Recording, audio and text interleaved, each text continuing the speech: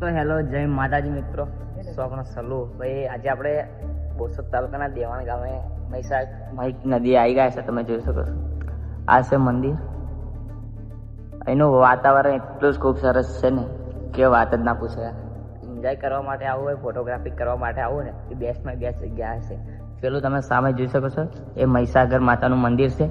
અરે અંબા તો એવું લાગે છે મારા ભાઈ કે બધો દરિયા વિસ્તાર આવી ગયો નજીક એવું લાગે. તમે જોઈ શકો છો. બસ આટલા હવે મિની બ્લોગ બનાવશું, લોંગ વિડીયો તો નહીં બનાવશું કે આપણી પાસે બહુ ટાઈમ નહીં. એટલે ભાઈ તમને બતાવીશ થોડોક નજારો. તમે જોઈ શકો છો, આ છે મંદિર. અહીંનું વાતાવરણ એટલું સુંદર છે ને કે અદ્ભુત વાતાવરણ છે. તમે અહીંયા એવો પવન આવે છે ઠંડો લીમડાનો, તમે જોઈ શકો છો. આ છે બેસવા માટે પણ સુવિધા કરવામાં આવી છે ભાઈ, તમે જોઈ શકો છો. એના બધા દર્શન કરવા માટે આવે છે, બાધા કરવા પણ આવે છે અહીંયા.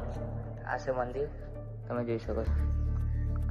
હા, બસ આ પણ વાતાવરણ એકદમ ખૂબ સરસ છે, ઠંડુ વાતાવરણમાં આવેલું છે.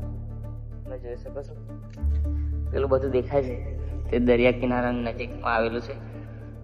ને આ બાજુ તમે જોઈ શકો છો દરિયા કિનારો છે, કેટલો મસ્ત સુંદર લાગી રહ્યો છે. અને ભાઈ ફોટોગ્રાફી કરવાનું મન તો બહુ મન થાય છે, પણ મજા આવી જાય એવું વાતાવરણ તમે જોઈ શકો. અને જાણે કે આમ કચ્છના રણમાં ના હોય એવું દેખાય છે બધું.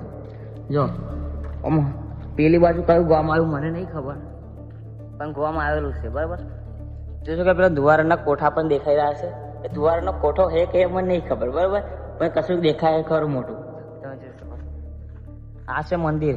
પેલું નાનું ખરું દેખાય એ મંદિર આવેલું છે મહીસાગર માતા. અહીંયા ઘણા લોકો બાધા કરવા પણ આવે છે, જેમની માનતાઓ પૂરી કરવા માટે. હા, તો મને એવું લાગે હું રણમાં ફરતો હોય એવું લાગે. તમે જોઈ શકો.